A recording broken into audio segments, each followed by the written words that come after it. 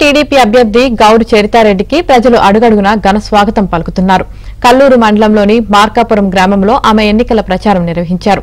ప్రచారంలో భాగంగా ప్రజల సమస్యలు తెలుసుకుంటూ ముందుకు సాగుతున్నారు. టీడీపీ హయాంలో చాలా అభివృద్ధి పనులు జరిగాయని అన్నారు. వైసీపీ పాలనలో దాడులు, దౌర్జన్యాలు తప్ప అభివృద్ధి జరగలేదని మండిపడ్డారు. రాష్ట్రాభివృద్ధి కోసం టీడీపీకి ఓటు వేసి గెలిపించాలని కోరారు.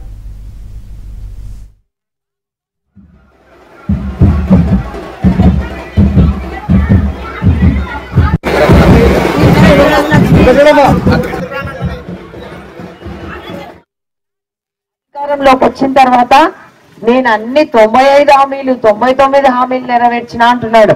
ఎక్కడ నెరవేర్చినాడో ఆయనకే తెలియాల. ఒకే ఒకటి అడుగుతా ఉన్నాం, మద్యపాన నిషేధం చేస్తే నేను ఓట్లు అడుగుతాను ఆ రోజు చెప్పినాడు. మళ్ళీ ఈ రోజు మద్యపాన నిషేధం అయిందమ్మా? మద్యం ఏర్లై పారుతా ఉంది. అంతేకాకుండా కల్తీ మద్యం, ఆ మద్యం దాగి మనోళ్ళు 30 ఏళ్ళు బతికేటోళ్ళు 10 ఏళ్ళకే చనిపోవాల్సిన పరిస్థితి ఏర్పడింది ఆయన పెట్టిన మద్యం. అది కూడా గతంలో మనకు 60 రూపాయలు వచ్చేది క్వార్టర్, ఈ రోజు 200 పెట్టాడు. చూడండి, అంటే ఈయన తెచ్చే పైసలన్నీ తాడేపల్లి ప్యాలెస్ కే పోతా ఉన్నాయి, తాడేపల్లి ప్యాలెస్ కు పోతా ఉన్నాయి.